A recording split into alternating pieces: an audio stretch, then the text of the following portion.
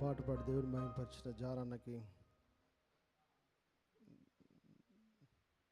మరొక పాట పాడుకుందాం. మన క్రైస్తవ జీవితంలోంచి 66వ పాట, స్తుతించి కీర్తించి గణపరతును నా యేసయ్య. అందరికి వచ్చినట్టు పాట దేవుని స్తుతించుకుంటూ దేవుని పాడదాం. స్తుతించి కీర్తించి గణపరతును నా యేసయ్య.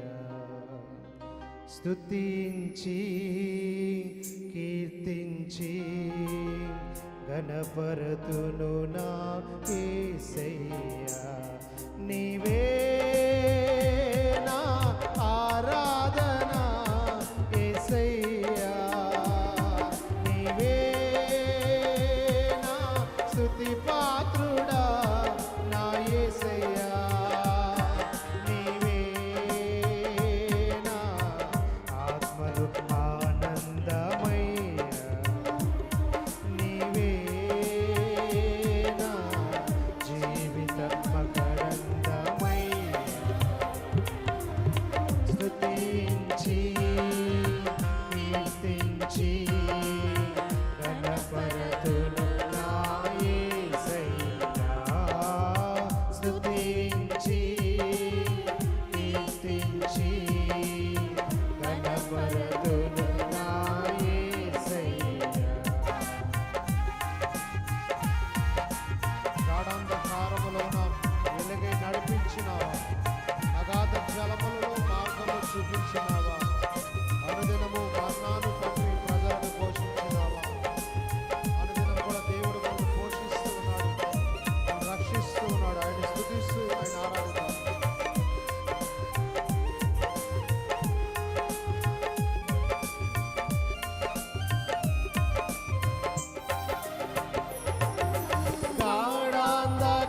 గాఢాంధకారములోన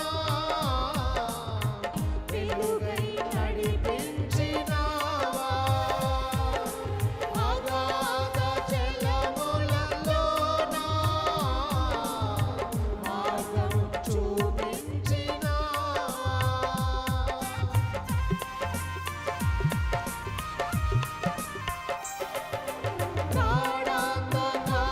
గాఢాంధకారములోన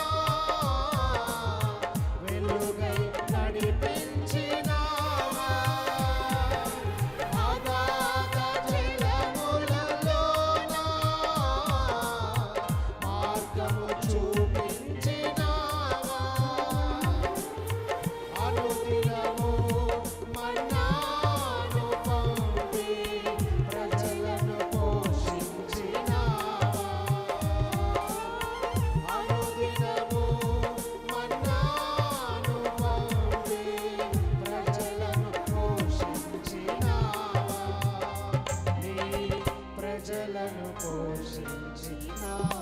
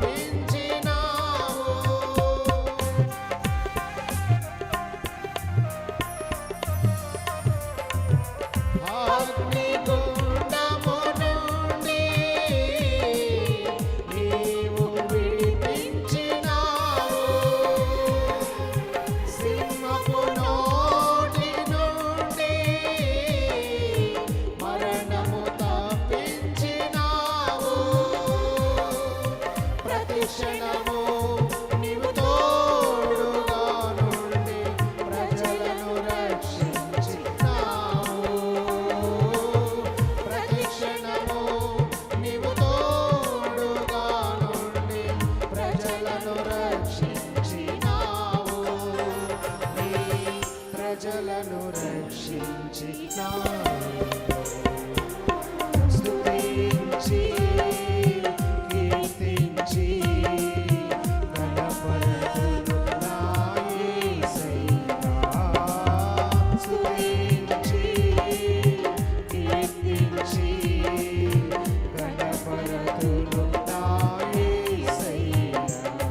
నీవే నా ఆరాధన యేసయ్యా. నీవే నా స్తుతి పాత్రుడా నా యేసయ్యా. నీవే నా ఆత్మను ఆనందమయ్యా. నీవే నా జీవిత మకరందమయ్యా. స్తుతించి కీర్తించి గణపరతును నా యేసయ్యా. స్తుతించి కీర్తించి గణపరతును నా యేసయ్యా. బిగ్గరగా హల్లెలూయా చేద్దాం. హల్లెలూయా.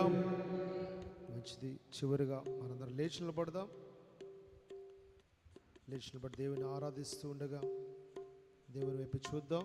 మనందరికీ వచ్చిన పాటే, నా ప్రాణమైన యేసు నా ప్రాణంలోనే కలిసి, నా ప్రాణమా నేను నిన్నే స్తుతిస్తాను, నా ప్రాణమైన యేసు అంటూ ఆయన్ని ఆరాధిద్దాం. దేవుడిచ్చిన గొప్ప భాగ్యాన్ని బట్టి దేవుని స్తుతిద్దాం. ఎంతోమందికి దేవుని స్తుతించే భాగ్యం లేదు, కానీ అల్పులమైన మనం ప్రేమించి దేవుడు ఈ విధంగా దేవుని సన్నిధిలో మరి ఒక పర్యాయం దేవుని ఆరాధించడానికి దేవుడిచ్చిన భాగ్యాన్ని బట్టి దేవుని స్తుతించుకుందాం. హల్లెలూయా, హల్లెలూయా.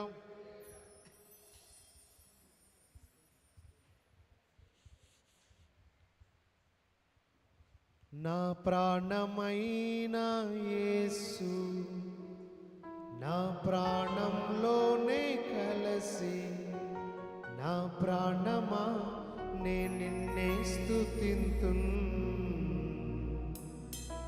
నా ప్రాణమా నే నిన్నే స్తుతింతున్.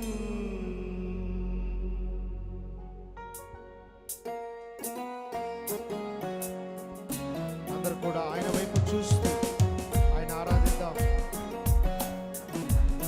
నా ప్రాణమైన యేసు నీవే నా ప్రాణం అంటూ ఆయన వైపు చూస్తూ పాడదాం.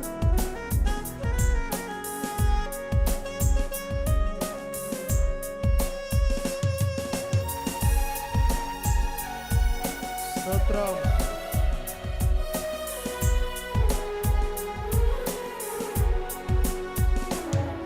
నా ప్రాణమైన యేసు నా ప్రాణంలోనే కలసి, నా ప్రాణమా నే నిన్నే స్తుతింతు, నా ప్రాణమా నే నిన్నే స్తుతింతు. నా ప్రాణమైన యేసు నా ప్రాణంలోనే కలసి, నా ప్రాణమా నే నిన్నే స్తుతింతు, నా ప్రాణమా నే నిన్నే స్తుతింతు. నా ప్రాణమైన ప్రాణమైన ప్రాణమైన యేసు నా ప్రాణమైన ప్రాణమైన ప్రాణమైన యేసు నా ప్రాణమైన యేసు నా ప్రాణంలోనే కలసి, నా ప్రాణమా నే నిన్నే స్తుతింతు, నా ప్రాణమా నే నిన్నే స్తుతింతు. లోకమంతా మరచితిని, విలువైనవి కనుగొంటిని, నీ నామములో స్తుతించుటలో, యేసయ్యా నీ ప్రేమ రుచించుటలో అని పాటను మనం కలిసి పాడదాం.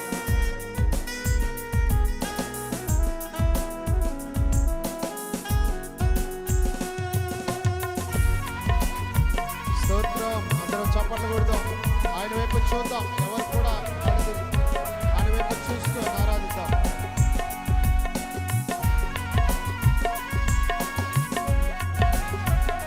పరిశుద్ధాత్మ దేవుడు మన మధ్య సంచరిస్తూ ఉండగా ఆయన వైపు చూస్తూ పాడదాం. లోకమంతా మరచితిని, విలువైనవి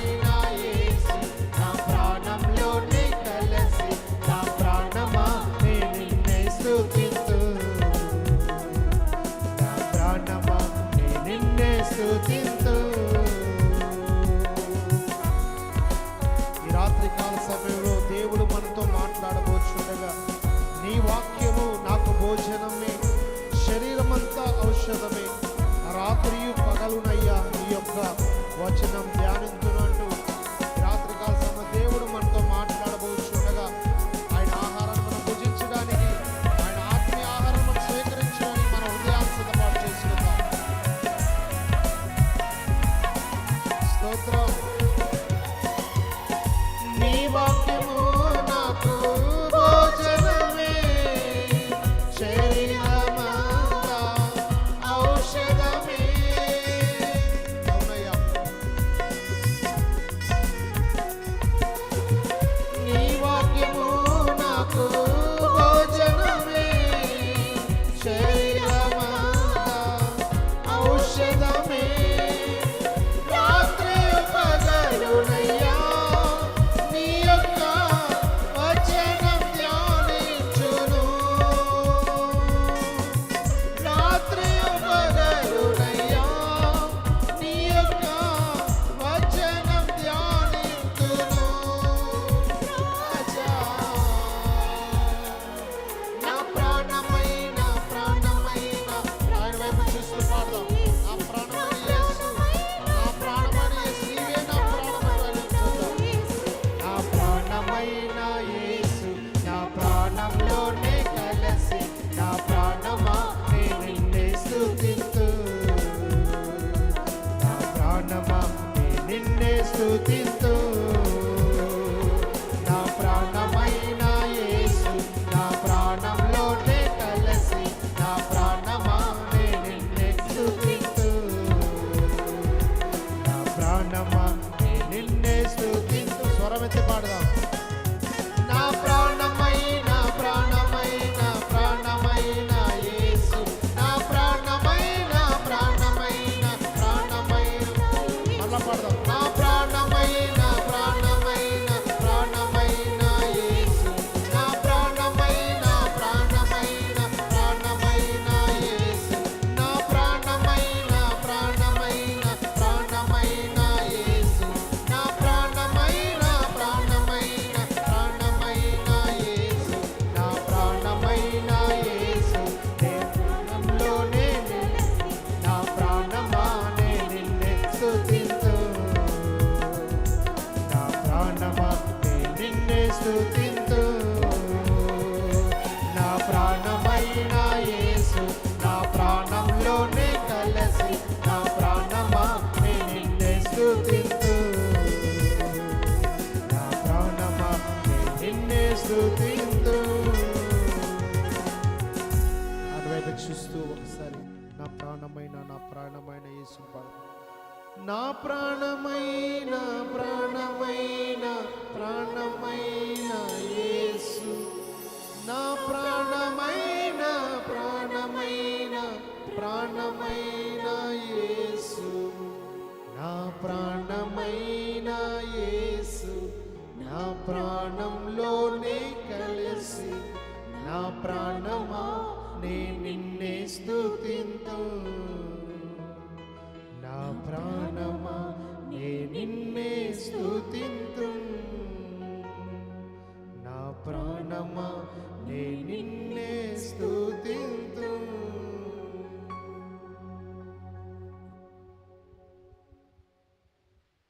ప్రార్థన చేసుకుందాం. మన హృదయాలను మనం సిద్ధపరచుకుందాం. దేవుని వాక్యము సూటిగా మనతో మాట్లాడలాగున మన హృదయాలను సిద్ధపరచుకుంటూ దేవుని వైపు చూద్దాం.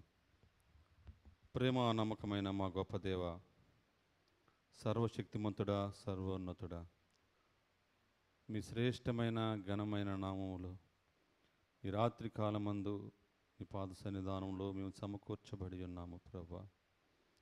నీ పునరుద్ధాన దినం ముందు మరొక పర్యాయము ఈ రీతిగా మిమ్మల్ని ఆరాధించే శ్రేష్టమైనటువంటి ధన్యతను మీరు మాకు అనుగ్రహించి ఉంటూ ఉండగా నీ వైపు చూస్తూ ఉన్నాము ప్రభా.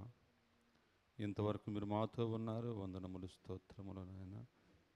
అలాగే ఈ సమయములు నీ దాసుడు నీ సిలువ చాటున మరుగుపరచబడి వాక్యమును అందిస్తూ ఉండగా ప్రభా, మా అందరి హృదయాలను తాకునట్లుగా నీ ఆత్మ విడుదలను మీరు అనుగ్రహించమని వేడుకుంటూ ఉన్నాము. అవును ప్రభా, ఎందరికో లేనటువంటి ఇటు ధన్యత మీరు మాకు అనుగ్రహించారు ప్రభా. ఉదయకాలపు ఆరాధనతో ముగించబడి ఇండ్ల వద్ద, అలాగే ప్రభానైనా వారి పనుల్లో వారు నిమగ్నమయ్యే ఆ స్థితిలో ఉంటూ ఉండగా మమ్మల్ని అయితే మరొక పర్యాయము మీతో సహవాసం చేయుటకు మమ్మల్ని మీరు పిలుచుకున్నారు.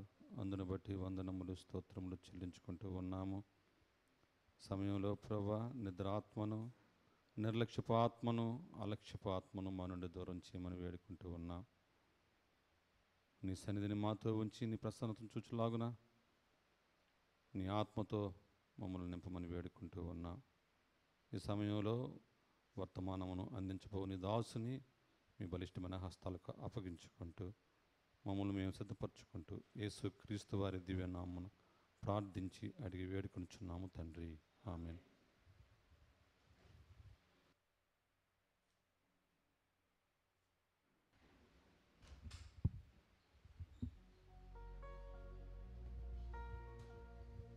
మొదటగా దేవాది దేవునికి వందనాలు, స్తుతులు, స్తోత్రాలు చెల్లిస్తూ ఉన్నానండి. ఇక్కడ నిల్చోడానికి ఏమాత్రం యోగ్యత, అర్హత లేనప్పటికీ కూడా ఆయన కృపను బట్టి, ఆయన దయను బట్టి, ఆయన ప్రేమను బట్టి, ఆయన ఆత్మ ద్వారా ఇక్కడ నిల్చోబెట్టిన దేవాది దేవునికి వందనాలు, స్తుతులు, స్తోత్రాలు చెల్లిస్తూ ఉన్నాను. ఈ దినము స్పష్టముగా తేటగా దేవుడు మనతో మాట్లాడను గాక. నాతో పాటు కలిసి ఈ మాటను చెప్పగలరా? పరిశుద్ధాత్ముడా నాతో మాట్లాడండి, పరిశుద్ధాత్ముడా నాకు బోధించండి, పరిశుద్ధాత్ముడా నాకు వివరించండి. ఎందుకనంటే ఒక సేవకుడు ఈ విధంగా అన్నాడండి, ఈ యొక్క పరిశుద్ధ గ్రంథం నుంచి ఆయన దేవుని యొక్క హృదయం నుంచి ఎవరైనా కరెక్ట్గా బోధించగలరు అని అంటే అది కేవలం పరిశుద్ధాత్మ దేవుడు మాత్రమే. చాలామంది మనుషులు చాలా విధంగా అర్థం చేసుకుంటున్నారు. కాబట్టి ఈ యొక్క పరిశుద్ధ గ్రంథంలో దేవుడు ఒక విశ్వాసి గురించి ఏవైతే రాపించారో దాన్ని సంపూర్ణంగా మన జీవితంలో అనుభవించలేకపోతా ఉన్నాం. ఎప్పుడైతే దేవుని యొక్క హృదయం నుంచి దాన్ని మనం అర్థం చేసుకోగలమో, అది అర్థం అవ్వాలంటే కేవలం పరిశుద్ధాత్మ దేవుని మీద ఆధారపడినప్పుడు మాత్రమే అది సాధ్యమవుతా ఉంది. అయితే దేని గురించి మాట్లాడాలన్నప్పుడు ప్రభుని అడిగినప్పుడు దేవుడు నాతో మాట్లాడిన మాట, పరిపూర్ణ ఆరోగ్యముతో జీవించడం అది కలనా సాధ్యమా? మరి ఎందుకు జీవించలేకపోతా ఉన్నాం? ఎందుకు జీవించలేకపోతున్నాం అంటే వాక్యము గురించినటువంటి సరైన జ్ఞానము మనకు లేదు కాబట్టే జీవించలేకపోతా ఉన్నామని దేవుడు అంటా ఉన్నాడండి. మొదటిగా మనమందరికీ తెలియాల్సింది ఏంటి అని అంటే, ఈ యొక్క అనారోగ్యము ఈ భూమి మీద ఎలా ప్రవేశించింది? మొదటగా దేవుడు ఆదామును అవ్వను సృష్టించినప్పుడు అనారోగ్యం అనేది ఈ భూమిలో లేదు. కానీ ఎలా వచ్చింది అని అంటే, ఎప్పుడైతే పాపం అనేది ఈ భూలోకంలో ప్రవేశించిందో అప్పుడు అనారోగ్యం అనేది వచ్చింది. అంటే అనారోగ్యం అనేది దేవుని నుంచి వచ్చిందా, అపవాది నుంచి వచ్చిందా? అపవాది నుంచి వచ్చింది. కానీ చాలామందికి ఉండే అపోహ ఏంటంటే, దేవుడి అనారోగ్యం ద్వారా నాకేదో నేర్పియాలనుకుంటున్నాను. ఇక్కడ నా తల్లిదండ్రులకు ఒక ప్రశ్న వేద్దాం అనుకుంటున్నా. మీ పిల్లలు అడ్మిట్ అయ్యే విధంగా, మీ పిల్లలు అనారోగ్యంతో బాధపడే విధంగా మీరు వాళ్ళు బాధ పెడతారా? అంటే దేవుడి కంటే మంచోళ్ళ? దేవుణ్ణి దేవుడిగా అర్థం చేసుకుంటే ఒకవరికే రక్షణ అనుభవించగలం. ఎప్పుడైతే దేవుణ్ణి ఒక తండ్రిగా అర్థం చేసుకోగలమో, తండ్రి హృదయం ఎప్పుడైనా ఆ బిడ్డల ఆరోగ్యంతో జీవించాలని కోరుకుంటానండి. కానీ దేవుని విషయంలో సరైన అవగాహన మనకి లేక ఈరోజు ఆరోగ్యముగా మనం అదొక కలగానే మనం భావిస్తూ ఉన్నాం. అయితే మొదటిగా ఎందుకు అనారోగ్యం అనేది అపవాది నుంచి వచ్చిందని అంటే, యోహాను సువార్త 10వ అధ్యాయము 10వ వచనం మనం చూడగలిగితే,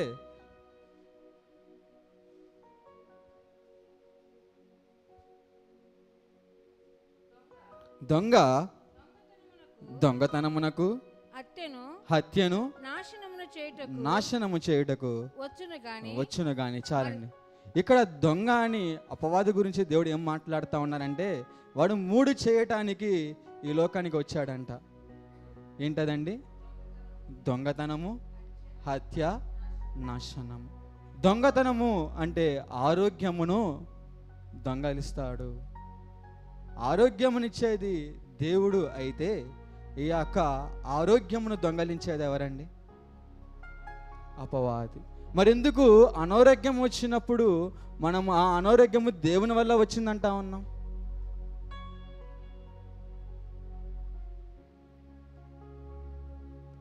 అనారోగ్యము దేవుని వల్ల వచ్చింది అనే అపోహలో మనం ఉంటున్నామని. దేవుడు అనే వ్యక్తి మంచి వ్యక్తా కాదా? మంచి వ్యక్తి చెడ్డది ఒక వ్యక్తి జీవితంలో ఎలా జరిగించగలరండి? చేయగలరంటారా? దేవుడు ఆయన యొక్క క్యారెక్టర్కి వ్యతిరేకంగా ఏది కూడా చేయలేరండి. ఆయన మంచివారు అని ఆయనకి బిరుదు ఉన్నప్పుడు, ఆ మంచివారు అన్నప్పుడు ఆ మంచికి సంబంధించిన కార్యాలనే ఆయన మన జీవితంలో జరిగిస్తారు.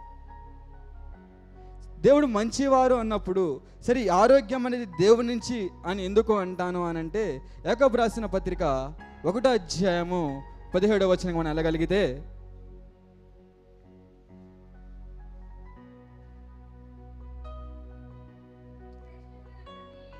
శ్రేష్టమైన ప్రతి ఈవియు సంపూర్ణమైన ప్రతి వరమును పరసంబంధమైనది జ్యోతిర్మయుడగు తండ్రి యొద్ద నుండి వచ్చును. చాలు.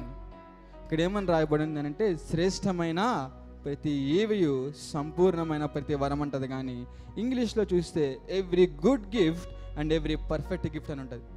ప్రతి మంచి బహుమానము, ప్రతి పరిపూర్ణమైన బహుమానము. ఆరోగ్యము మంచిదా చెడ్డదా? ఆరోగ్యము మంచిదా అనారోగ్యము మంచిదా? మరి దేవుడి యొద్ద నుంచి ఏదొచ్చినట్టు? ప్రతి మంచి ఇవి ఎక్కడి నుంచి వచ్చిందంటండి? జ్యోతిర్మయుడగు తండ్రి యొద్ద నుండి వచ్చింది.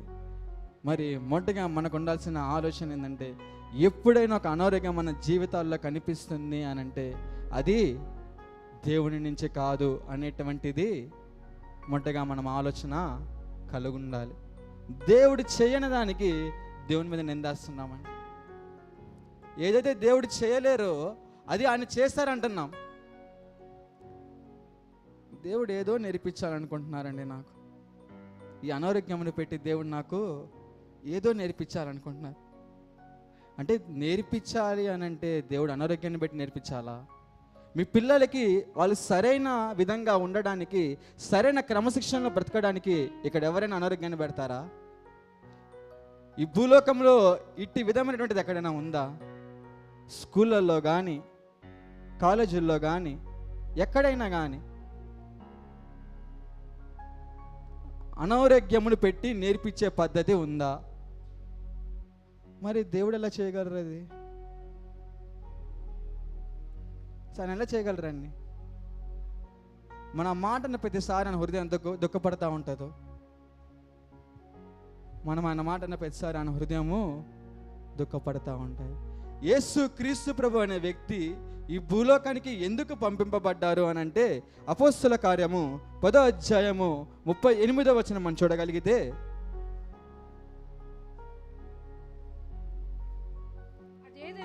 అదేదనగా దేవుడు నజరేయుడైన యేసును పరిశుద్ధాత్మతోను శక్తితోను అభిషేకించునది దేవుడు ఆయనకు తోడైయుండెను గనుక ఆయన మేలు చేయుచు అపవాది చేత పీడింపబడిన వారిని అందరినీ స్వస్థపరచుచు సంచరించుచుండెను. అపవాది చేత పీడింపబడి వారిని అందరినీ స్వస్థపరచుచు సంచరించు. దేవుడు రక్షణ అనేది యేసు క్రీస్తు ప్రభుతో జీవించడం ఒకటే కాదండి. ఇంతకు ముందు కూడా దీని గురించి మాట్లాడుకున్నాం. రక్షణ అనే పదము సోజో అనే పదము నుంచి తేబడింది. దానికి అర్థము ఏంటి అని అంటే, దాంట్లో 4 అంశాలు 3 అంశాలను కలిపి రక్షణగా అంటారు. ఒకటి, యేసు క్రీస్తు ప్రభువుని అంగీకరించినప్పుడు ఆ రక్షణ ద్వారా పాపము నుంచి విడుదల కలుగుతూ ఉంది. రెండోది ఆరోగ్యము కలుగుతూ ఉంది. మూడోది ఆర్థికమైన అభివృద్ధి కలుగుతూ ఉంది.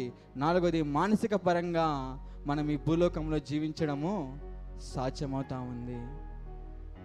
మరి ఎందుకు చేయలేకపోతా ఉన్నాం? మరి ఎందుకు చేయలేకపోతా ఉన్నాం? దేవుడిది తప్పు అంటారా, మంది తప్పు అంటారా? మన తప్పు పెట్టుకొని దేవుడి మీద ఎలాగంటామండి? దేవుడు అసలు స్వస్థపరచకూడదు అని నిర్ణయిస్తే డాక్టర్లు ఎందుకు అవసరం అంటారా? ఎట్టుంటుంది తెలుసా అండి? ఇది మనమే కొట్టి మనం ఆయింట్మెంట్ పూస్తే ఎలా ఉంటుంది తెలుసా? అదేమన్నా అంటే యోబు గ్రంథం తీసుకొస్తారు. ఏం మాట్లాడతారు? యోబు గ్రంథం తీసుకొచ్చి గాయపరిచేవాడు ఆయనే, గాయం కట్టువారు ఆయన అంట. అంటే మన అజ్ఞానంతో ప్రార్థన చేస్తున్నామా లేదా ఆత్మ నడిపింపు సహాయంతో ప్రార్థన చేస్తున్నామా మనం పరిశీలించుకోవాలి. ఎందుకు యోబు జీవితంలో జరిగిందని చెప్పమంటారా? యోబు జీవితంలో ఆ కంచె ఎందుకు తేయబడిందో చెప్పమంటారా? ఆయన భయపడ్డారు కాబట్టి. యోబు గ్రంథము 3వ అధ్యాయము 25వ వచనం మనం చూడగలిగితే, ఏది వచ్చునని నేను బహుగా భయపడితినో అదియే నాకు సంభవించుచున్నది. నాకు భీతి పుట్టించినది నా మీదకి వచ్చుచున్నది. ఇప్పుడు ఆ కంచె తెరవబడ్డానికి దేవుడు కారణం అంటారా, యోబు కారణం అంటారా? ప్రశ్నకి జవాబు దేవుడే ఇచ్చాడండి వాక్యంలో. అక్కడ ఎందుకు కంచె తెరవబడిందనంటే, ఎందుకు దేవుడు అపవాదడినప్పుడు కంచె తెరవవలసి వచ్చింది అనంటే యోబు భయపడ్డాడు కాబట్టి. ఈరోజు చాలామంది విశ్వాస జీవితంలో జరగకుండా ఎందుకు జరుగుతున్నాయనంటే భయమున వల్లే. ఎందుకు జరుగుతుందండి? భయం వల్లే. ఏ ఒక్క వ్యక్తి అయితే యేసు క్రీస్తు ప్రభువుని సొంతంగా అంగీకరించలేదో వాళ్ళు అనారోగ్యంతో జీవిస్తూ, మనము అనారోగ్యంతో జీవిస్తూ ఇంకైతే ఏం తేడా అండి? ఒక డాక్టర్ని నమ్మినంతగా దేవుడు నమ్మలేకపోతా ఉన్నారే, దేవుని వాక్యాన్ని నమ్మలేకపోతా ఉన్నారు. మీ చేతిలో ఎంఆర్ఐ రిపోర్ట్ తీసుకొచ్చి పెడదాం అనుకుంటున్నా. ఏ రిపోర్ట్ తెమ్మంటారు? MRI reports. దీన్ని నమ్మాలి. మరి నమ్మట్లేదు కదా. ఈ లోకపరం వాటిని నమ్ముతా ఉన్నావు, దేవుని వాక్యాన్ని నమ్మట్లేదు. ఈ లోకపరం వాటిని విశ్వసిస్తూ ఉన్నావు, ఈ యొక్క దేవుని పరమైన వాక్యమును, ఈ జీవవాక్యమును, జీవమును కలిగించే వాక్యమును విశ్వసించట్లేదు. అందుకే దేవుడు అన్నాడు, నీ నమ్మిక చెప్పున నీకు జరుగునుగాక. ఆ అనారోగ్యంతో నేను ఇలాగే ఉంటానని నమ్ముతున్నాము కాబట్టి అది అలాగే ఉంటుంది.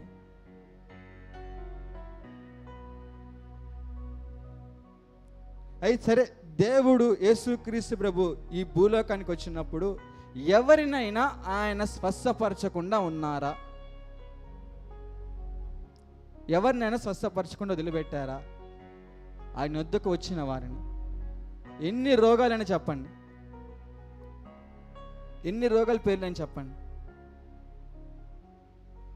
దానికి అర్థం ఏంటి? ఒక వ్యక్తి విషయంలో నేనేమైతే కలుగున్నానో, ఏ ఆలోచనతో కలుగున్నానో, నా ఒక ప్రవర్తన ద్వారా ఆ వ్యక్తి జీవితం నేను చేసేదో నేను బయలుపరుస్తాను. ఏకీభవిస్తారండి మాటతో? ఒక వ్యక్తి జీవితంలో నాకు ఆ వ్యక్తి ఎలాగుండాలని నేను కోరుకుంటున్నానో ఆ వ్యక్తి విషయంలో నా ప్రవర్తన బట్టి నేను చూపించగలను. దేవుడు కూడా ఈ యొక్క లోకమున ప్రతి వ్యక్తి కూడా ఆరోగ్యంతో జీవించాలని కోరుకున్నారు కాబట్టి ఆయన ప్రతి వ్యక్తిని కూడా స్వస్థపరచడం మనం చూస్తాము. ఒక్క వ్యక్తిని కూడా స్వస్థపరచకుండా వదిలిపెట్టలేదు పరిశుద్ధ గ్రంథంలో. మరి దానికి అర్థము ఈరోజు మనం పొందుకోలేకపోతున్నామంటే అర్థం ఎక్కడో మనలో లోపం ఉందా? ఏంటి ఆ లోపము తెలుసా అండి? విశ్వసించలేకపోవడమే.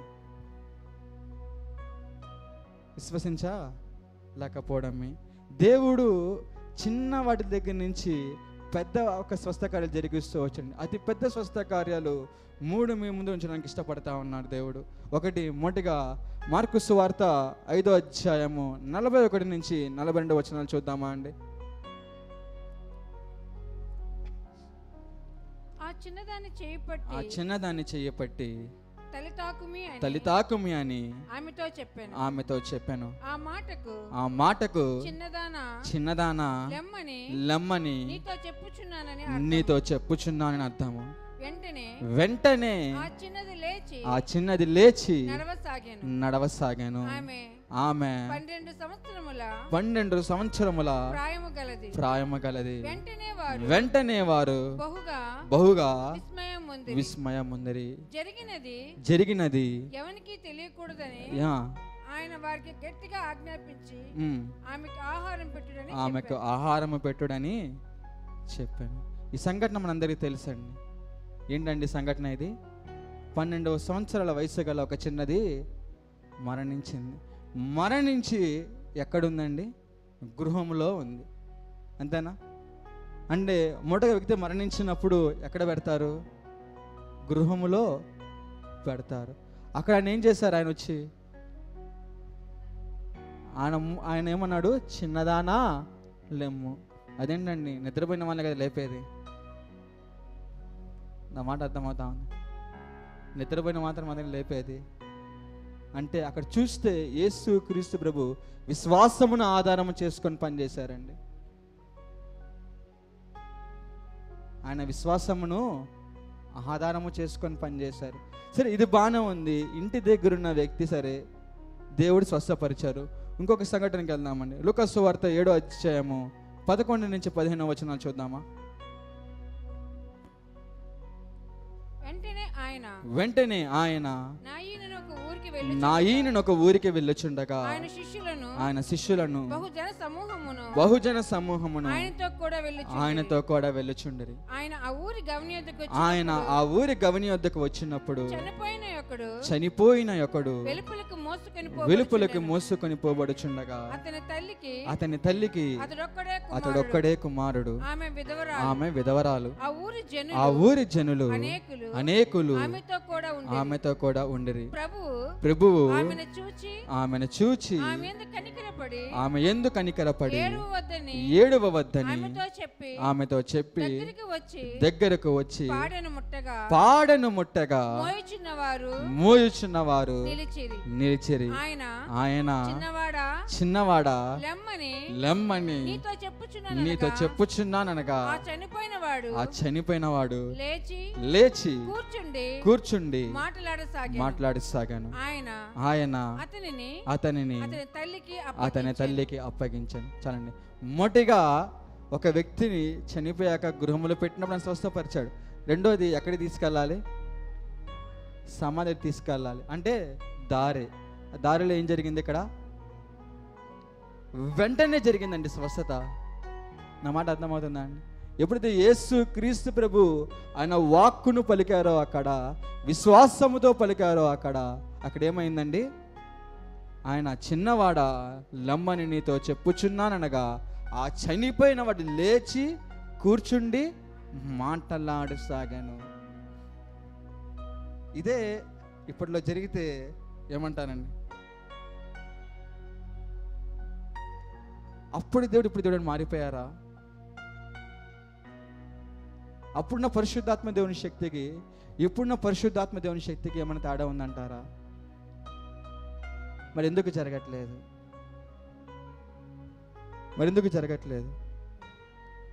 సరే, నిరీక్షణ లేని సమయం అండి ఇదైతే. చనిపోయినప్పుడు అక్కడ నిరీక్షణ లేదు, ఇంకా తీసుకెళ్ళిపోతారు, ఇంకా చివరి చూపు కూడా ఉండదు అనే నిరీక్షణ లేని సమయంలో కార్యము జరిగించారు.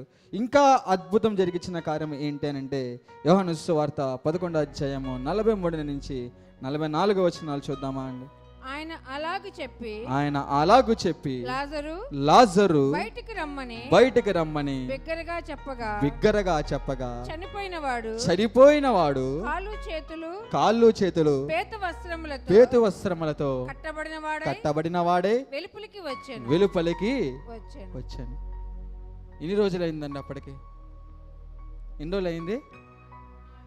4 రోజులు అయింది. అదేంటది? అసలు ఇది పూర్తి నిరీక్షణ కోల్పోయిన సమయం అది. మొదటగా ఏమో ఇంట్లో సమాధిగా ఉన్నప్పుడు స్వస్థపరిచారు దేవుడు. రెండోది సమాధిలో దగ్గర తీసుకెళ్తున్నప్పుడు స్వస్థపరిచారు. మూడోది సమాధిలో ఉండి 3 రోజులు అయిన తర్వాత కూడా స్వస్థపరిచారు. ఇంతకన్నా ఇంకేమైనా కావాలంటారా? దేవుడు మనల్ని ఆరోగ్యంగా జీవించాలని కోరుకుంటున్నారని చెప్పడానికి. ఇంతకన్నా ఇంకేమైనా కావాలనుకుంటున్నారా? మరి ఎందుకు పొందుకోలేకపోతా ఉన్నా?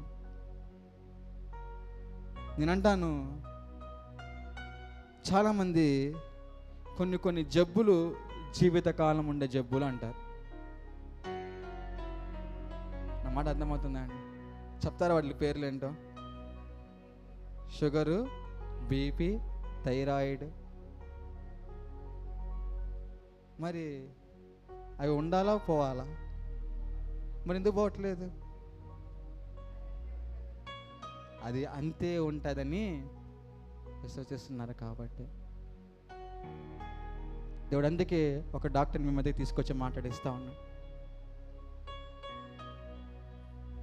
ఏ డాక్టర్ కూడా ఈ మాట చెప్పాడండి, మీరు జీవితకాలం మందులు వాడాలని చెప్తారు. జీవితకాలము మందులు వాడాలని చెప్తారు. నేను అంటాను, నిజంగా విశ్వసించి ఆ విశ్వాస ప్రకారం మాట్లాడగలిగితే మీ జీవితంలో జీవితకాలం ఉండే వ్యాధులు ఏది కూడా ఉండదు. డాక్టర్ని నమ్మినంతగా దేవుడిని నమ్మలేకపోతా ఉన్నా. నిజంగా ఒక డాక్టర్ దగ్గర గడిపిన సమయము దేవుని దగ్గర గడపగలిగితే, ఒక డాక్టర్ దగ్గర వేచి ఉండే సమయము దేవుని దగ్గర వేచి ఉండగలిగితే, డాక్టర్ని నమ్మిన విషయంలో అదే నమ్మకంలో దేవుని నమ్మగలిగితే, వాటికి అనేకమైన అనారోగ్యాల నుంచి స్వస్థత పొందుకోవాలి కదా. అయితే ఇదంతా బాగానే ఉంది, కానీ ఆయన వద్ద నుంచి స్వస్థత పొందడానికి పరిశుద్ధ గ్రంథంలో ఒక నియమం అనేది ఉందండి. ఆ నియమం ఏంటో మనం చూద్దామా? ఆ నియమం ఏంటో అనుకుంటున్నారు? ఎవరైనా చెప్పగలరా? ఒక నియమం ఉంది పొందుకోవటానికి. ఆ నియమం ఏంటో చెప్పగలరా అండి? ఆయన మాట వినడం. ఇంకా ఒక వ్యక్తి జీవితము, ఒక క్రైస్తవ జీవితము ఈ పదం మీద ఆధారపడి ఉంటుందని చెప్తాను. విశ్వాసం. అంతేనా? ఎందుకు విశ్వాసం అంటానంటే, పరిశుద్ధ గ్రంథంలో మనం చూసినప్పుడు చాలా స్పష్టంగా తేటగా మనకు కనిపిస్తుందండి. లూకాసు సువార్త 8వ అధ్యాయము 44 నుంచి 48 వచనాలు మనం చూడగలిగితే, ఆయన వస్త్రపు చెంగు ముట్టెను, వెంటనే ఆమె రక్తస్రావము నిలిచిపోయాను. నన్ను ముట్టినది ఎవరని యేసు అడగగా అందరును మేము ఎరుగము అన్నప్పుడు పేతురు ఏలినవాడా జనసమూహములు కిక్కిరిసి నీ మీద పడుచున్నారనగా యేసు ఎవడో నన్ను ముట్టాను, ప్రభావము నాలో నుండి వెడలిపోయినదని నాకు తెలిసినదనను. తాను మరుగే ఉండలేదని ఆ స్త్రీ చూచి వణుకుచూ వచ్చి ఆయన ఎదుట సాగిలా పడి తాను ఎందు నిమిత్తము ఆయనను ముట్టెనో, వెంటనే తాను ఎలాగూ స్వస్థపడెనో ఆ సంగతి ప్రజలందరి ఎదుట తెలియచెప్పాను. అందుకైన కుమారి నీ విశ్వాసము నిన్ను స్వస్థపరిచెను, సమాధానము గలదానివై పొమ్మని ఆమెతో చెప్పాను. ఇక్కడ స్వస్థపరిచింది ఎవరు? దేవుడు కదా. నేను స్వస్థపరిచిన దేవుడు అన్నాను కదా. ఆయన ఏమంటున్నాడు స్పష్టంగా అని అంటే, ఆయన ఏమంటున్నారంటే స్పష్టంగా, నీ విశ్వాసము నిన్ను స్వస్థపరిచాను. అక్కడ అంటాను, 12 సంవత్సరాల రక్తస్రావంతో బాధపడ్డామనంటే చాలా తీవ్రమైన పరిస్థితులు అమ్మునుంటుందండి. ఎందుకనంటే అప్పటికి అమ్ముకున్న ఖర్చు అంతా ఒక సమయంలో ఎంత బెస్ట్ డాక్టర్ అయితే ఉంటారో వాళ్ళ దగ్గరికి వెళ్ళుంటుంది కూడా. అమ్ముకున్న సమస్తమును కూడా అమ్మున బాధ నుంచి బయటపడడానికి ఖర్చు పెట్టుంటుంది. కానీ ఆమె జరగలేదు. కానీ అంతమంది జనసమూహం ఉన్నారు కదా, అందుకని అంటున్నారు కదా, అయ్యా మేము చాలామంది పడుతున్నారయ్యా, ఎవరిని మేము చెప్పగలమని. వాళ్ళందరూ పొందుకోలేంది ఈ మొగటి ఎందుకు పొందుకుంది? విశ్వాసం ఎందుకు పొందుకుందండి? విశ్వాసం. మనం దేవుణ్ణి కలిగి ఉండొచ్చు, దేవుణ్ణి ఆరాధిస్తుండొచ్చు, కానీ విశ్వాసం లేకపోతే దేవుని కార్యాలు ఏది కూడా మన జీవితంలో జరగదు. మనం కృంగుదల్లో ఉన్నప్పుడు, బాధలలో ఉన్నప్పుడు, అనారోగ్య పరిస్థితులు ఉన్నప్పుడు అవిశ్వాసముతో ఉంటే ఆ పరిస్థితులు దేవుడు మనతో ఉంటారు, మనతో బలపరుస్తారు. కానీ దేవుడు విశ్వాసము లేకుండా మన జీవితంలో కార్యాలు జరిగించడం అనేది అసాధ్యము. అక్కడ చూస్తే విశ్వాసము ఏం జరిగించిందండి కార్యము? యేసు క్రీస్తు ప్రభువున్న శక్తిని ఆమెలోనికి వెళ్ళే విధంగా చేసింది.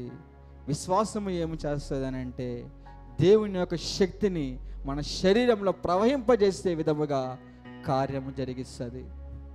ఎలాంటి అనారోగ్యమునైనా సరే ఆయన స్వస్థపరచగలరు.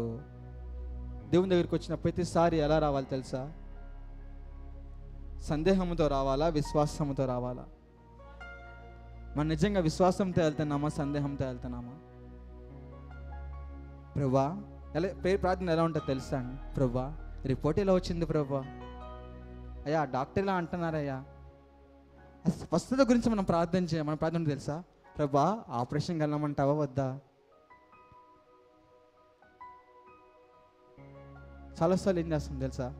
టాబ్లెట్ తీసుకొని నీ రక్తంగా దీన్ని మార్చయ్యా. నీ విశ్వాసం ఎక్కడ ఆగిపోయింది? టాబ్లెట్ దగ్గర ఆగిపోయింది. విశ్వాసం ఎక్కడ ఆగిపోయిందండి? టాబ్లెట్ దగ్గరే ఆగిపోయింది.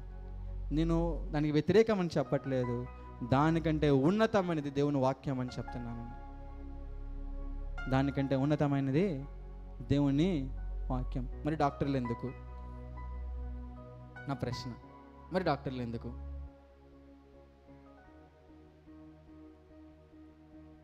నీతిమంతుల మీదను అనీతిమంతుల మీదను ఆయన సూర్యుని ఉదయింపజేస్తాడు.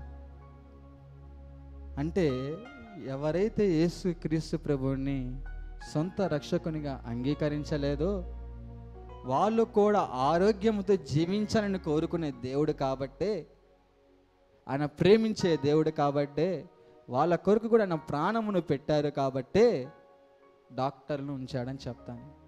రెండోది మనలాంటి కోసమే. సగం సగం విశ్వాసం ఉంటాం కదా, మందుల ద్వారా స్వస్థ కావాలని కోరుకుంటాం కదా, ఆపరేషన్ ద్వారా స్వస్థ కావాలని కోరుకుంటాం కదా, మనలాంటి కోసమే. ఎలాగని నా బిడ్డ బాగుపడాలి.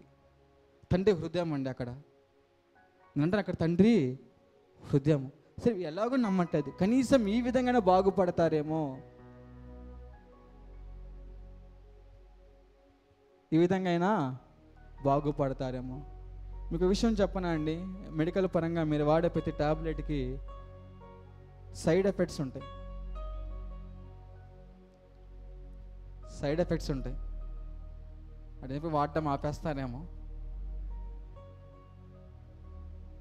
అది సైడ్ ఎఫెక్ట్ లేకపోతే టాబ్లెటే కాదు. మీరు ఆపరేషన్ చేయించుకున్నప్పుడు ఏ డాక్టర్ అయినా సరే మా 100కి 100% అయిపోతుందని చెప్తారా? ఎన్ని సంతకాలు చెప్తారు తెలుసా? మేమే చెప్తామండి. ప్రాణం పోవచ్చు అని చెప్తాం. ఎముక విషయం చెప్పినప్పుడు అతకపోవచ్చు అంటాం, వంకరగా అతుక్కోవచ్చు అంటాం.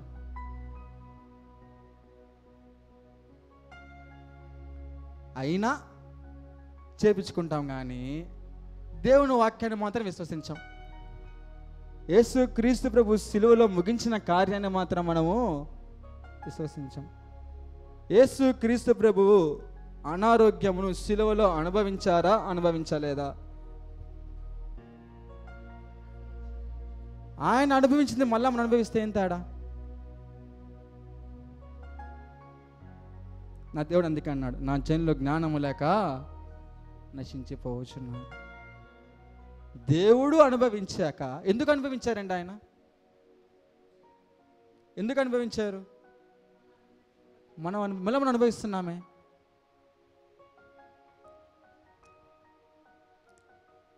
మనం అనుభవించకూడదు కదా. ఎందుకు అనుభవిస్తున్నాం? విశ్వసించట్లేదు కాబట్టి. ముగించబడిన కార్యమును విశ్వసించట్లేదు కాబట్టి. ఆ మాట చదువుతారండి యెషయా గ్రంథంలో.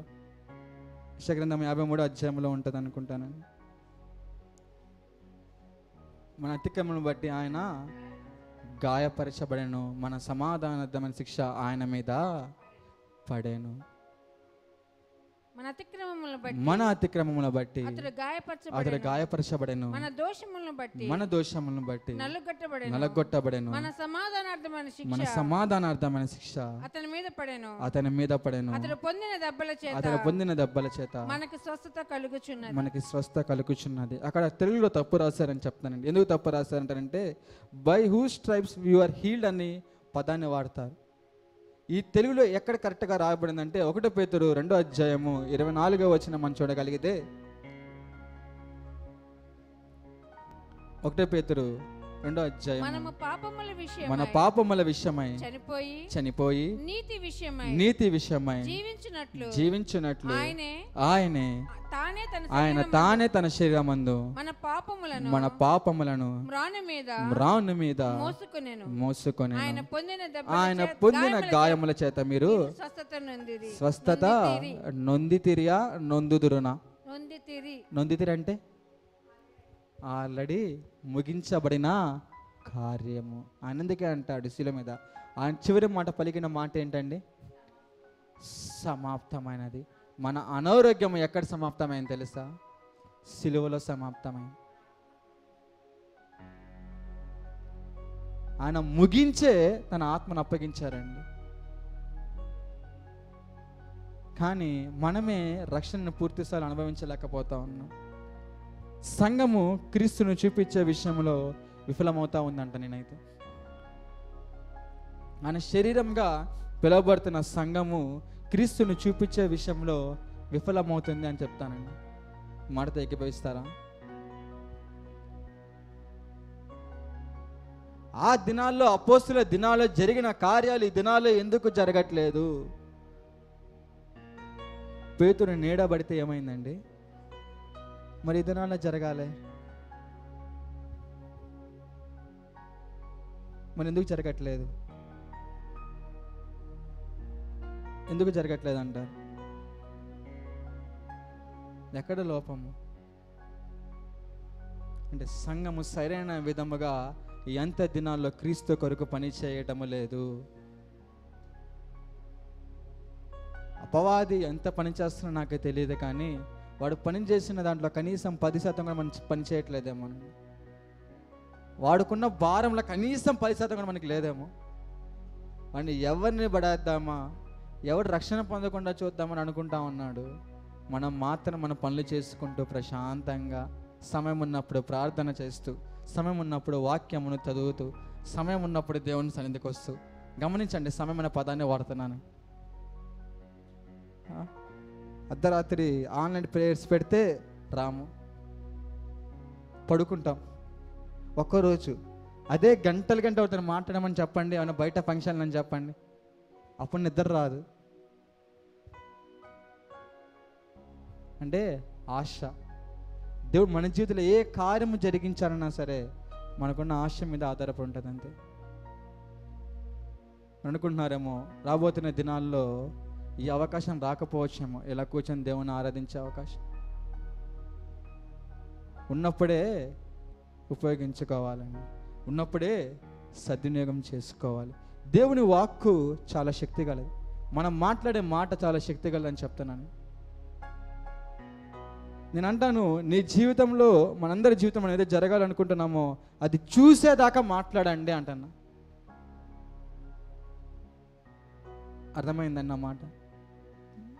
మీ జీవితాలలో స్వస్థత కొరకు ఎదురు చూస్తున్న వాళ్ళైతే ఆ స్వస్థతను చూసేదాకా స్వస్థత గురించి మాట్లాడండి. అలా మాట్లాడితే ఖచ్చితంగా స్వస్థ పొందుకుంటారండి. అలా మాట్లాడితే ఖచ్చితంగా స్వస్థ పొందుకుంటారు. ఈ యొక్క విశ్వాసం ఈ విధంగా ఉంటే ఇంకొక గొప్ప విశ్వాసం ఉందండి. దేవుడిని ఆశ్చర్యపరిచిన ఒక విశ్వాసం అనేది ఉంది ఒక వ్యక్తి విషయంలో. అది చూద్దామా? మత్తయి సువార్త 8వ అధ్యాయము 5 నుంచి 10 వచనాలు మనం చూడగలిగితే అక్కడ ఏం జరిగిందో మేము ముందు ఆయన చెప్తాను. కపెర్నహూములో ప్రవేశించినప్పుడు ఆ, ఒక శతాధిపతి ఆ, ఆయన ఎద్దుకు వచ్చి, ఉమ్. ప్రభువా, ప్రభువా, నా దాసుడు నా దాసుడు పక్షవాయువుతో మిగుల బాధపడుచు ఇంటిలో పడి ఉన్నాడని చెప్పి ఆ, ఆయనను వేడుకొనేను. ఉమ్. యేసు యేసు నేను వచ్చి వారిని స్వస్థపరచదనని వాని స్వస్థపరచునని అతనితో చెప్పగా అతనితో చెప్పగా శతాధిపతి, ఆ శతాధిపతి, ప్రభువా, ప్రభువా, నువ్వు నా ఇంటిలోనికి నీవు నా వచ్చుటకు ఇంటిలోనికి వచ్చుటకు నేను పాత్రుని నేను కాను. పాత్రుని కాదు. నీవు మాట మాత్రము సెలవిమ్ము, ఆ, అప్పుడు నా దాసుడు అప్పుడు నా దాసుడు స్వస్థపరచబడును. నేను స్వస్థపరచబడు. కూడా నేను కూడా అధికారముకు లోబడిన వాడని నా చేతి క్రింద నా చేతి క్రింద సైనికులున్నారు. సైనికులు నేను ఉన్నారు. ఒకరిని పొమ్మంటే పోవును, ఆ, ఒకరిని రమ్మంటే వచ్చును. ఉమ్, నా దాసు నీ పని చేయమంటే ఆ, చేయునని ఉత్తరం ఇచ్చాను. ఉమ్. ఏసి ఈ మాట విని యేసు ఈ మాట విని ఆశ్చర్యపడి ఆశ్చర్యపడి వెంట వచ్చుచున్న వారిని వెంట చూసి, వచ్చుచున్న వారిని చూసి ఇశ్రాయేలు ఎవరికైనాను ఇశ్రాయేలు ఎవనికైనాను నేనింత విశ్వాసం నేను ఉన్నట్టు ఇంత విశ్వాసం ఉన్నట్లు చూడలేదని చూడలేదని నిశ్చయముగా నిశ్చయముగా మీతో చెప్పుచున్నాను. మీతో చెప్పుచున్నాను. గొప్ప విశ్వాసం అండి. ఎందుకంటానంటే నేను వస్తానని దేవుడు అన్నప్పుడు ఏమంటున్నానండి, నీ మాట చాలా అంటున్నాడు. నేను అంటాను ఆ వ్యక్తి దేవుని గురించి ప్రత్యక్షత పొందుకున్నారు అంటున్నా. ఎందుకు అంటానంటే యోహాను సువార్త 1:1 చూస్తారా అండి. ఆది యందు వాక్యం ఉండెను, వాక్యము దేవుని యొద్ద వాక్యము ఉండెను. దేవుని వద్ద ఉండెను, వాక్యము దేవుడై ఉండెను. వాక్యము ఆ ప్రత్యక్షత పొందుకున్నారు కాబట్టి ప్రభా నువ్వు రావాల్సిన అవసరంలా. వాక్యం అంటే నువ్వే కదా, నీ మాట అంటే నువ్వే కదా, నీ మాటను చాలు. మరి ఆయన ఆత్మచేత నింపబడిన నీవు ఈరోజు ఏ మాటను మాట్లాడుతా ఉన్నావు? చాలామంది ఆస్తి అని అంటే ఏమంటారు తెలుసా? 2 మాట్లాడతారు ఆస్తి అంటే. ఏంటండి అవి? శరీరంలో ఉండే ఆస్తులు 2 అంట. BP, sugar. అందుకే ఉంటున్నాయి. మీరు మాట్లాడుతున్నారు కాబట్టే ఉంటున్నాయండి. 100కి 100% దేవుని పక్షం నిల్చొని మాట్లాడుతున్నాను. ఆ 2 పోవడానికి సంపూర్ణంగా దేవుని వద్ద శక్తి ఉంది. దేవుడు తెలుసండి, అందుకే ఎవరితో మాట్లాడించాలో. దేవుడు చాలా అద్భుతాలు జరిగిస్తాడండి. కొన్ని అనారోగ్యాలు చూసినప్పుడు చాలా ఆశ్చర్యం కలుగుతాయి.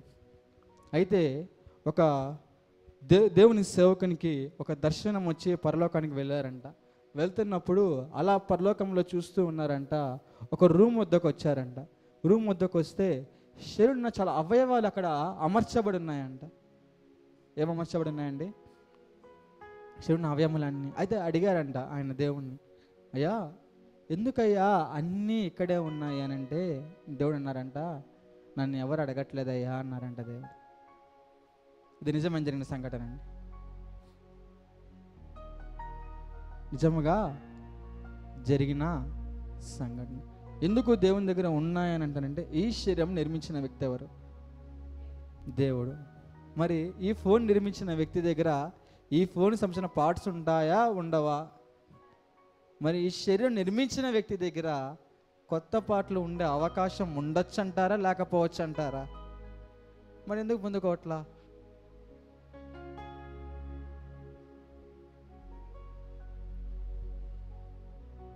ఖచ్చితంగా ఉంటాయి కదండి, ఖచ్చితంగా ఉంటాయి. మరి ఈరోజు నువ్వు నమ్మట్లేదు కాబట్టి, నీవు ఇంకా నమ్మట్లేదు కాబట్టి ఇంకా ఆ అనారోగ్యాన్ని అనుభవిస్తూనే ఉన్నావు. చాలామందికి విశ్వాసం ఉంది, నేను లేదని చెప్పను, కానీ దాంతోపాటు డౌట్ కూడా ఉంది. అందుకే దేవుడు చాలా స్పష్టంగా వాక్యంలో చాలా చక్కగా దేవుడు రాపిస్తారండి. మార్కు సువార్త 11వ అధ్యాయము 23 నుంచి 24 వచనాలు చూద్దామా?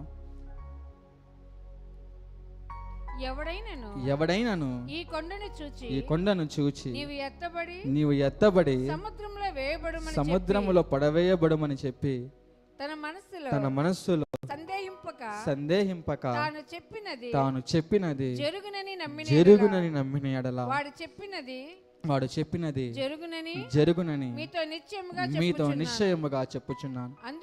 అందుచేత ప్రార్థన చేయనప్పుడు మీరు అడుగుచున్న మీరు అడుగుచున్న వాటినెల్లను పొంది ఉన్నామని నమ్ముడి. అప్పుడు మీకు అవి మీకు కలుగునని మీతో చెప్పుచున్నాను. అక్కడ ఏమంటాడు అని అంటే, ఎత్తబడి సముద్రంలో పడవ చెప్పి తన మనసులో సందేహింపక తాను చెప్పినది జరుగునని చెప్తాము. ఒక సేవకుడు చెప్తాడు, ఇదిగోండి మీకు స్వస్థత కలుగుతుంది అని అంటారు, కానీ జరుగుతుందా జరగదా?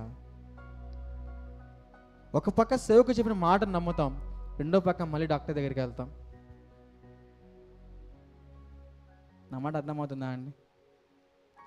ఒక పక్క సేవకు నమ్ముతాం, రెండో పక్క మనం డాక్టర్ దగ్గరికి వెళ్తాం. డాక్టర్ దగ్గరికి ఎందుకు వెళ్ళాలి తెలుసా? నేను ఆ దేవుడు చేసిన కార్యాన్ని చూపించడానికి వెళ్ళాలా? రిపోర్ట్ చూసినప్పుడు ఆశ్చర్యం కలగాల.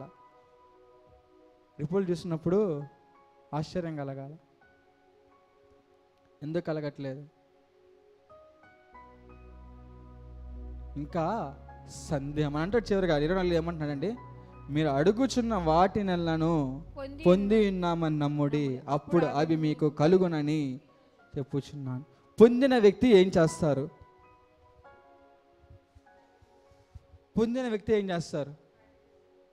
ప్రకటిస్తారు. ఇంకా దేవుణ్ణి ఏం చేస్తారు? స్తుతిస్తారు. మళ్ళీ ఇంకా అడుగుతూనే ఉన్నామే. మనం దేనికి విజ్ఞాపన చేయాలి, దేన్ని బంధించాలి అనే జ్ఞానము లేక మనం నశించిపోతున్నామని చెప్తున్నా. ఆత్మరక్షణ విజ్ఞాపన చేయాలా? వ్యాధుల విషయంలో అయ్యా నన్ను స్వస్థపరిచయ్యా, అయ్యా నన్ను స్వస్థపరిచండి అని అధికారం ఇచ్చాడు, అధికారాన్ని ఉపయోగించన్నాడు. పాముల మీదను త్రేళ్ల మీదను మీకు అధికారం ఇచ్చి ఉన్నాను. ఇంకా ఆయన ఏమంటాడు ఆయన శిష్యులకి, సమస్త జనులను ఆయన శిష్యులుగా చేయమని. ఇంకా ఆయన ఏమంటాడనంటే, మార్కు సువార్త చూసినప్పుడు 16వ అధ్యాయము 17 నుంచి 18 వచనాలు చూద్దామా అండి ఒకసారి.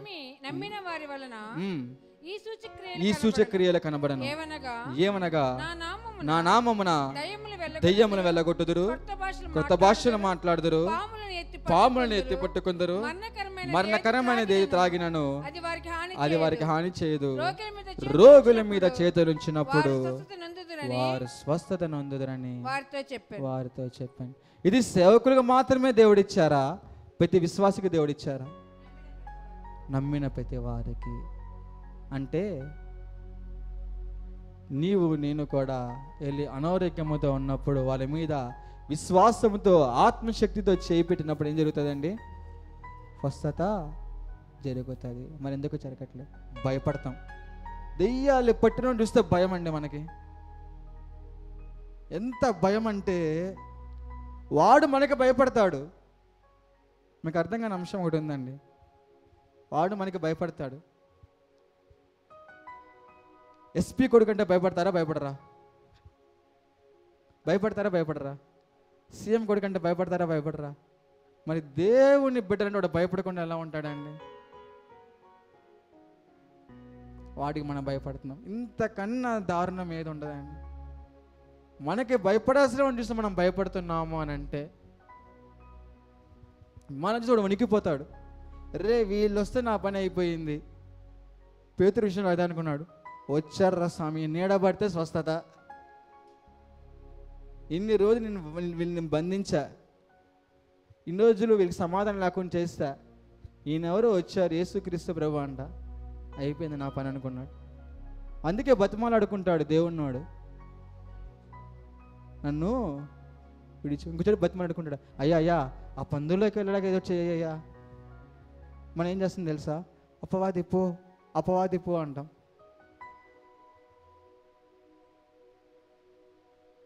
ఇచ్చిన అధికారాన్ని ఉపయోగించలేకపోతా ఉన్నామని. ఎలా ఉంటుంది తెలుసా? ఎమ్మెల్యేకి ఎంపీకి కొన్ని అధికారులు ఇవ్వబడి ఉంటాయి. అధికారాన్ని ఉపయోగించకుండా ప్రతిసారి సీఎం దగ్గరికి వెళ్తే ఏమంటాడు? వాళ్ళని ఏమంటారండి సీఎం? ఎందుకులే వేరే వాళ్ళకి వాళ్ళకున్న అధికారం వాళ్ళకి ఇవ్వబడి ఉపయోగించాలి. సీఎంని కొన్ని విషయాల్లో మాత్రమే వాళ్ళు వెళ్ళి అడగాల. వాళ్ళకుంటూ కొంత అధికారం ఇవ్వబడింది, మనకుంటూ అధికారం ఇవ్వబడింది. ఎవరి మీద? అపవాది మీద అధికారము ఇవ్వబడింది. మనం భయపడుతున్నాం కాబట్టి ఆ భయమును వాడు ఒక ఆయుధంగా వాడుకుంటున్నాడు. ఏ ఒక భయం వల్ల యోబు జీవితంలో కంచె తెరవబడిందో అదే భయం వల్ల ఈరోజు మన జీవితాల్లో అపవాది కంచె తెరుస్తూ ఉన్నాము. మనందరికీ తెలిసిన చాలా పాట ఉంది కదా, ఈ మధ్య బాగా వైరల్ అవుతున్న పాట. ఏం పాట అండి? ఏమన్నా దాంట్లో ఒక వచనం ఉంటుంది, చెప్తారా? నీ కంచె దాటగా శత్రువుకు సాధ్యం. మరి అనారోగ్యం ఎలా వస్తుంది? మన శరీరం ఏంటి? ఆయన ఆలయం.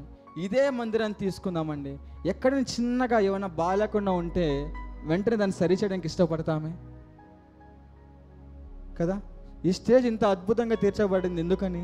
దేవుని మందిరం అంటే చాలా చక్కగా ఉండాలనే ఉద్దేశంతో. మరి ఇంతకంటే శ్రేష్టమైన మన శరీరం మనకు ఆలయముగా పిలువబడుతున్నప్పుడు అనారోగ్యంతో ఉండాలని కోరుకుంటారా? నీవు అనారోగ్యంతో జీవిస్తూ ఇతరులకి స్వస్థత గురించి మాట్లాడుతున్నావు.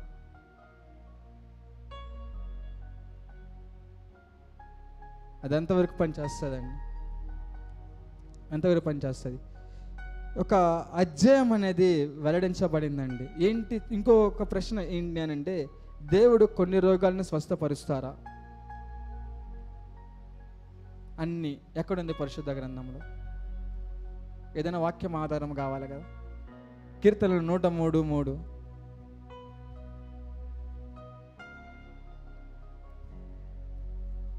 ఆయన నీ దోషములన్నిటినీ క్షమించువాడు, నీ సంకటములన్నీ కుదుర్చువాడు. సమాధిలో నుండి నీ ప్రాణం. రెండో వచనం చదువుతారండి. నా ప్రాణమా యెహోవాను సన్నిధించుము, ఆయన చేసిన ఉపకారములలో. అక్కడ సంకటమును కుదుర్చేవాడు అని అంటే కరెక్ట్గా మన ఇంగ్లీష్ బైబిల్ కానీ చూడగలిగితే, కీర్తన 103:3 వచనం చూడగలిగితే సంకటములన్నీ కుదుర్చేవాడని రాయబడింది. కానీ ఇంగ్లీష్లో who heels all your disease అని రాయబడి ఉంటుందండి. Who heels all your diseases అంటే మీ రోగములన్నీ కూడా స్వస్థపరచువారు అని రాయబడి ఉంటుంది. మరి బీపీ షుగర్ జీవితకాలం ఉంటుంది అంటున్నారు, ఇక్కడ దేవుడేమో అన్ని రోగాలు స్వస్థపరిచాను అంటున్నాడు.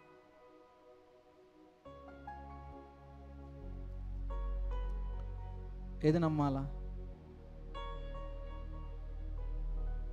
దేవుని మాటను నమ్మాలి. ఒక అధ్యయనము వెల్లడించబడిందంట. ఆ అధ్యయనము ఏంటో చివరి ఈ వాక్యము చెప్పి నేను ముగించడానికి ఇష్టపడతా ఉన్నానండి. సామెతలు 4వ అధ్యాయము 20-22 వచనాలు. మీరు ఆరోగ్యంగా జీవించాలని కోరుకునే వ్యక్తులైతే దేవుడు ఈ మాట ద్వారా మనతో మాట్లాడడానికి ఇష్టపడతా ఉన్నారు. కుమారుడా, నా మాటలను ఆలకింపుము, నా వాక్యమును నీ చెవియొగ్గుము. నీ కన్నుల ఎదుట నుండి వాటిని తొలగనీయకము. నీ హృదయమునందు దొరికిన వారికి అవి జీవమును, వారి సర్వ శరీరమునకును ఆరోగ్యమును ఇచ్చును. దేవుని వాక్యం ఏంటంటే సర్వ శరీరమునకు ఆరోగ్యాన్ని ఇస్తారు. నిజంగా నువ్వు దేవుని వాక్యమును ధ్యానించే వ్యక్తివైతే సంపూర్ణమైన ఆరోగ్యంతో జీవించడానికి అవకాశం ఉంది. ఒక అధ్యయనం చూస్తానంట, ఎవరైతే పరిశుద్ధ గ్రంథాన్ని బాగా ధ్యానిస్తూ ఉన్నారో, నేను చదివే వాళ్ళ గురించి మాట్లాడట్లా, ధ్యానించే వాళ్ళ గురించి మాట్లాడుతున్నాను. దేవుడు చదవమని ఎక్కడ చెప్పలా, ధ్యానించమని చెప్పా. ధ్యానానికి చదువుకి తేడా చెప్పమంటారా? ధ్యానించడం అంటే అదే పట్టుకొని దాని మీదే దేవుని ఆత్మను ఆధారం చేసుకుని చదవడం. చదవడం అంటే చెప్పమంటారా? యెహోవా నా కాపరి, నాకు లేమి కలగదు. ఫోన్ వచ్చింది, ఫోన్ మాట్లాడతా, మళ్ళీ పెట్టేస్తా, మళ్ళా రెండో వచనం, ఎవరు పిలిచారు, మళ్ళీ వెళ్తున్నా. వాక్యం ఎవరు? మరి దేవుని గౌరవిస్తున్నారా, గణపరుస్తున్నారా, అవమానిస్తున్నారా? ఒక అత్యున్నత స్థాయిలో ఉన్న వ్యక్తి దగ్గరికి, అధికారుల వ్యక్తి దగ్గరికి వెళ్ళి ఫోన్ సైలెంట్లో పెట్టి లోపలికి వెళ్తామని. మరి దేవుని సన్నిధికి వస్తున్నప్పుడు, దేవుని వాక్యాన్ని ధ్యానిస్తున్నప్పుడు అన్నీ పక్కన పెట్టి కదా కూర్చోవలసింది. దాన్ని ఇస్తేనే ఆ వాక్కు మన లోపలికి వెళ్ళి సర్వ శరీరమునకు ఆరోగ్యమును కలుగొచ్చేస్తుంది. ఒక అధ్యయనం ఏమని తేల్చిందనంటే, ఎవరైతే ఈ వాక్యము ధ్యానిస్తూ ఉన్నారో వాళ్ళు ఎక్కువ కాలము జీవించడానికి అవకాశం ఉందంట. నేను అంటాను, నరుని ఆయుష్ 120 సంవత్సరాలు చెప్తా. నమ్ముతారా నమ్మరే మాట? మరి ఏంటి 60, 70, 80 అంటారు? నరుని ఆయుష్ 120 సంవత్సరం ఎక్కడ ఉంది? ఆదికాండం 6వ అధ్యాయము 3వ వచనం. సరిగా మాటతో ముగిచ్చేస్తాను. అప్పుడు యెహోవా, నా ఆత్మ నరులతో ఎల్లప్పుడూ వాదించదు, నా ఆత్మ నరులతో ఎల్లప్పుడూ వాదించదు, వారు తమ అక్రమ విషయములో నరమాతులై ఉన్నారు, అయినను వారి దినములు 120 ఏండ్లగునెను. 120 ఏండ్లు అగునెను. 120 సంవత్సరాలు ఆరోగ్యంగా జీవించడం సాధ్యమా? ఒక వ్యక్తిని మీకు పరిచయం చేయమంటారా పరిశుద్ధ గ్రంథంలో? మోషే. ద్వితీయోపదేశ కాండము 34వ అధ్యాయము 7వ వచనంలో చూస్తే, మోషే చనిపోయినప్పుడు 125 సంవత్సరముల ఈడు గలవాడు, అతనికి దృష్టి మాంద్యము లేదు, అతని దృష్టి మాంద్యము లేదు, అతని సత్తువ తగ్గలేదు, అతని సత్తువ తగ్గలేదు. సైట్ కూడా లేదంటండి ఆయనకి. మన సైట్ ఉందే.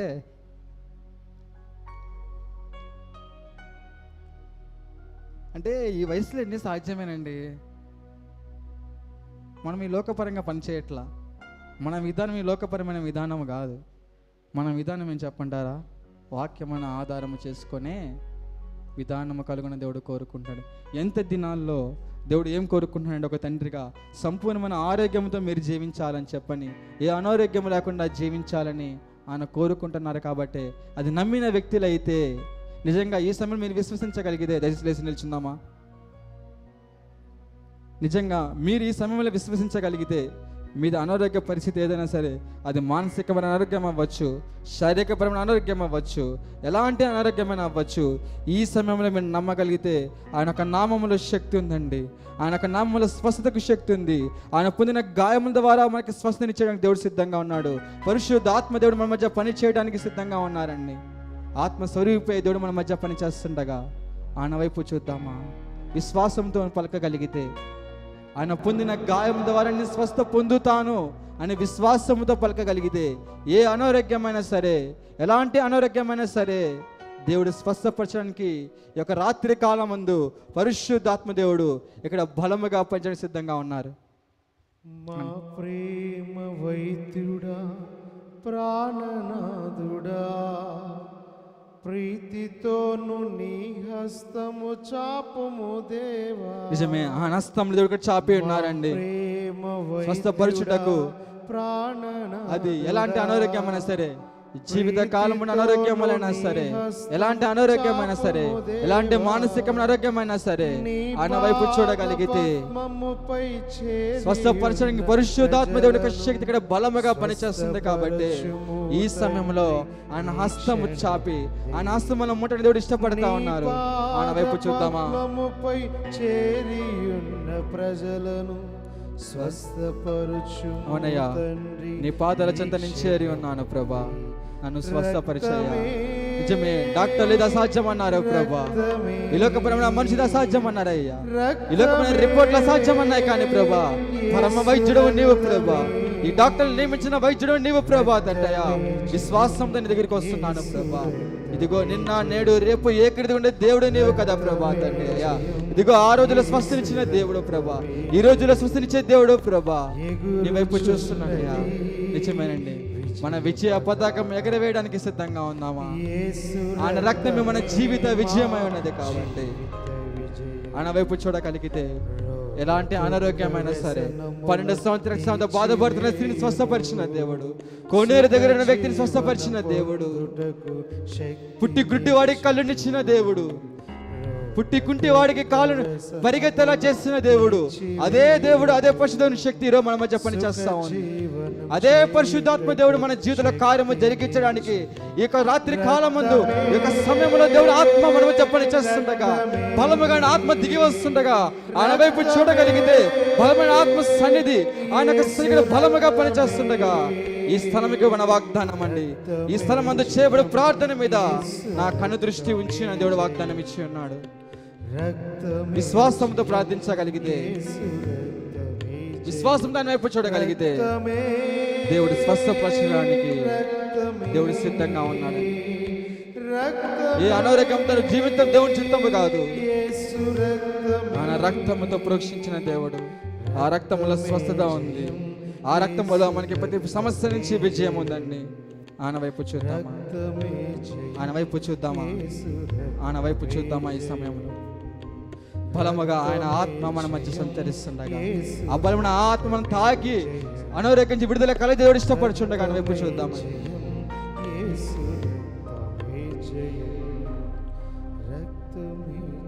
పరిశుద్ధమైన మా తండ్రి, ప్రేమ కలిగిన మా ప్రభువా, మీ ఘనమైన ఉన్నతమైన నామమునకు వేలాది కోట్ల స్తుతులు స్తోత్రములు చెల్లించుకుంటున్నాం. అర్హత లేని నన్ను మమ్మలను ప్రేమించి ఈ రీతిగా మీ పరిశుద్ధ సన్నిధిలో సమకూర్చుకొని మీ దాసుని ద్వారా మీరు మాట్లాడిన ప్రతి మాటను బట్టి మీకే స్తోత్రములు చెల్లించుకుంటూ ఉన్నాం. దయగలిగిన మా తండ్రి, మాలో ఉండేటువంటి ప్రతి ప్రతికూల పరిస్థితి మేము ఆలోచించిన దాన్ని బట్టే మాకు జరుగుతుంది నాయన. కనుకరించి విశ్వాసంతో నాయన ప్రభువా మీపై ఆధారపడి నాయన తండ్రి మీరిచ్చినటువంటి ఆశీర్వాదాలు పొందుకుంటూ నాయన మాకు కావలసినటువంటి ఆత్మీయ జీవితాన్ని మాకు అనుగ్రహించమని వేడుకుంటూ ఉన్నాం.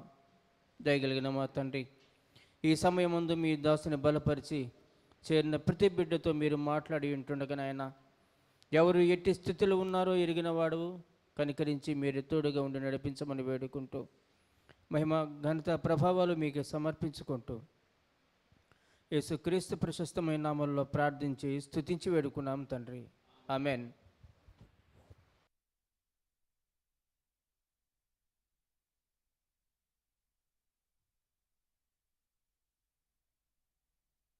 మన క్రైస్తవ నుంచి పాట పాడుచుండగా ప్రేమించదని అధికముగా ఆరాధింతున్న ఆసక్తితో పాట పాడుచుండగా కానుకలు సమర్పించుకుందాం.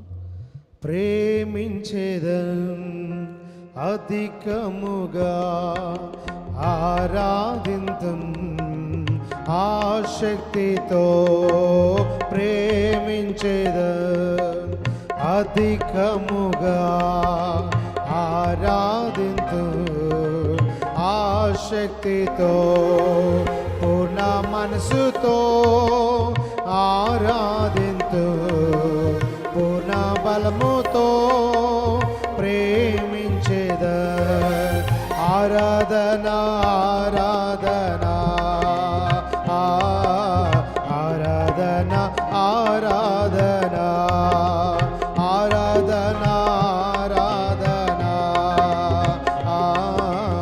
ఆరాధన ఆరాధన యెహోవా రఫా యెహోవా రఫా స్వస్థపరచావే వందనమయ్యా యెహోవా రఫా యెహోవా రఫా స్వస్థపరచావే వందనమయ్యా స్వస్థపరచావే వందనమయ్యా స్వస్థపరచావే వందనమయ్యా నిన్ను పూర్ణ మనసుతో ఆరాధింతు పూర్ణ బలముతో ప్రేమించేద ఆరాధన ఆరాధన ఆరాధన ఆరాధన ఆరాధన ఆరాధన ఆరాధన ఆరాధన. దయచేసి కూర్చుందామండి.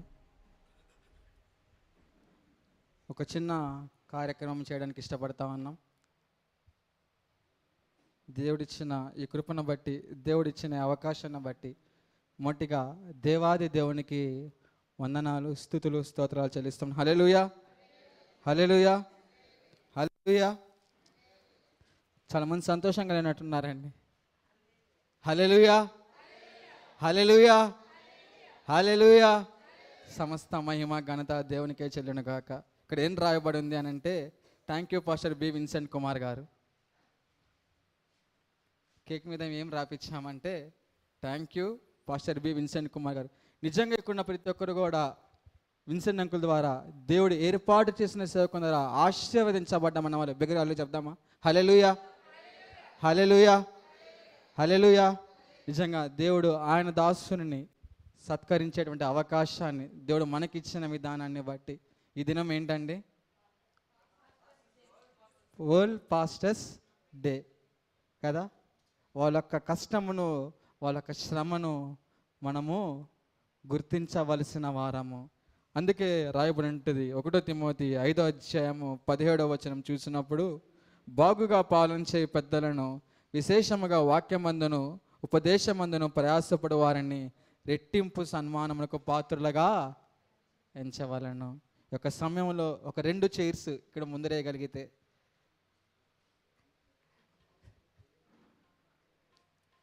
రెండు చైర్స్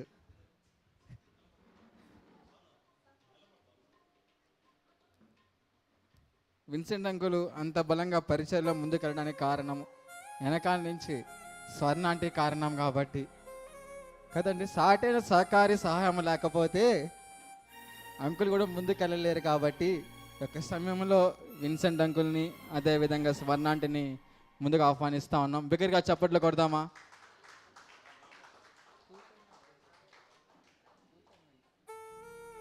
బిగ్గరగా చప్పట్లు కొడదామండి. స్వర్ణ అంటే వచ్చేదాకా ప్రోగ్రామ్ కూడా ముందుకెళ్ళదు. స్వర్ణ అంటే రావాలని కోరుకుని బిగ్గరగా చప్పట్లు కొట్టండి. దేవుడిచ్చిన కృప. ఒక సమయంలో పురుషుల నుంచి థియోఫిలస్ గారు, అదేవిధంగా శాంతికుమార్ గారు, సిఎస్ జాన్ గారు, అదేవిధంగా మధురపాడు జాన్ గారు, అదేవిధంగా మొదటి సంతోష్ గారు, అదేవిధంగా నాని గారు, వీళ్ళందరూ వచ్చి సన్మానిస్తారు. దయచేసి కూర్చోవలసిందిగా కోరుతా ఉన్నాం. కూర్చోండి అంకుల్.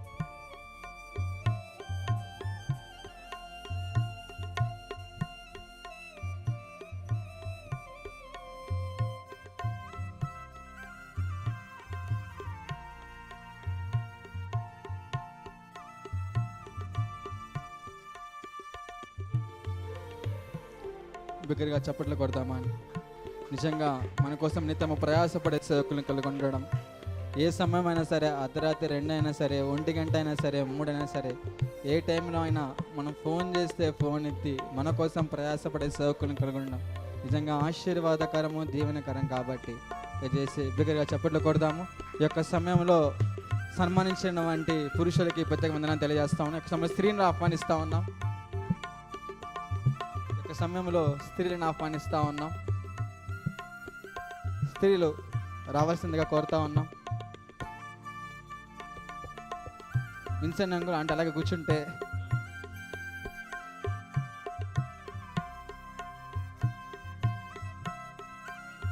ఒక సమయంలో స్త్రీలు వస్తే నిజంగా నిత్యం మన కోరిక ప్రయాసపడండి.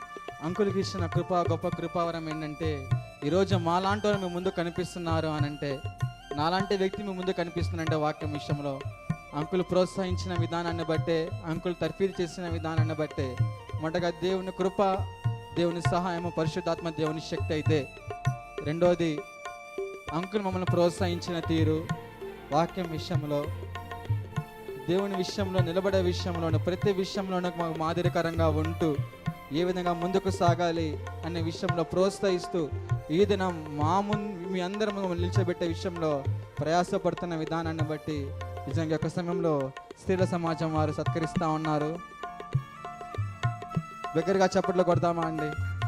దగ్గరగా చప్పట్లు కొట్టి మన సంతోషాన్ని తెలియజేద్దాం. మీకు చెప్పి మన సంతోషాన్ని తెలియజేద్దాం. అదేవిధంగా ఈ యొక్క సమయంలో శాల్వా కూడా అలాగే ఉంటే